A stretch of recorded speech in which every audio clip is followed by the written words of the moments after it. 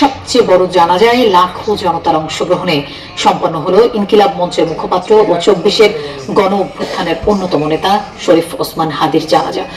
নামাজে প্রথম কাতার জাতীয় সংসদের দক্ষিণ প্লাজায়, শেষটা ছাড়িয়ে যায় খামারবাড়ি ও আসাদ গেট এলাকা। জনতার ভালোবাসা আর চোখের জলে সিক্ত হয়ে হাদি যখন ছুটলেন শেষ গন্তব্যে, তখন লাখো জনতার কণ্ঠে হাদি হত্যার বিচারের দাবি। এমন জানাজার নামাজ কে দেখেছে কবে? ইনকিলাব মঞ্চের নেতা শরীফ ওসমান হাদির ইচ্ছে ছিল মানুষের ভালোবাসা জিতে সংসদে যাবেন। হাদি সেই সংসদে এলেন, সাথে লাখ লাখ মানুষের ভালোবাসাও। কিন্তু ওসমান হাদির নিথর দেহ তখন কফিনে বন্দী। জাতীয় সংসদ ভবনে শরীফ ওসমান হাদির জানাজায় অংশ নিতে আসে লাখ লাখ জনতা। জাতীয় সংসদ ভবন থেকে শুরু, রাজধানী সহ দেশের বিভিন্ন প্রান্ত থেকে উপস্থিত ছাত্র জনতার ঢল গিয়ে উপচে পড়ে মানিক মিয়া এভিনিউ, খামারবাড়ি, আসাদ গেট এলাকা পর্যন্ত।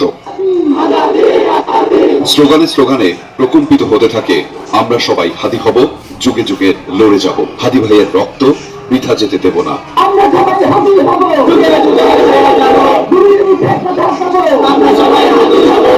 আকাশ থেকে দেখলে মানুষের উপস্থিতি ছাড়া কিছুই মিলবে না। সাধারণের এমন উপস্থিতি স্মরণকালে কি দেখা গেছে?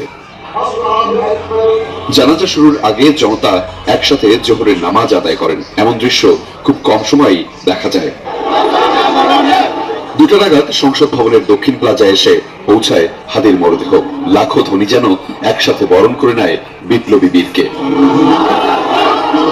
এর মধ্যে আসেন প্রধান উপদেষ্টা সহ সরকারের বিভিন্ন দপ্তরের উপদেষ্টারা।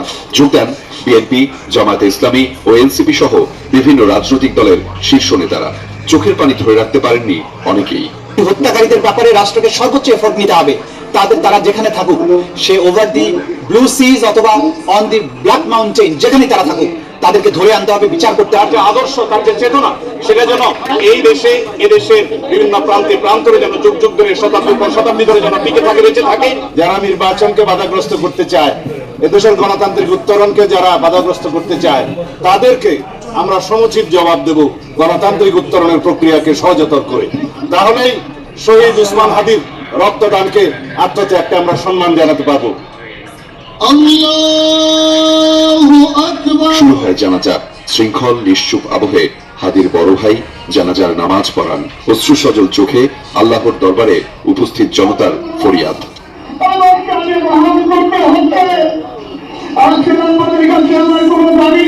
জানাজা শেষে গগন বিদায়ী আর্তনাদে হাদির হত্যাকাণ্ডের বিচার দাবি করেন লাখো জনতা।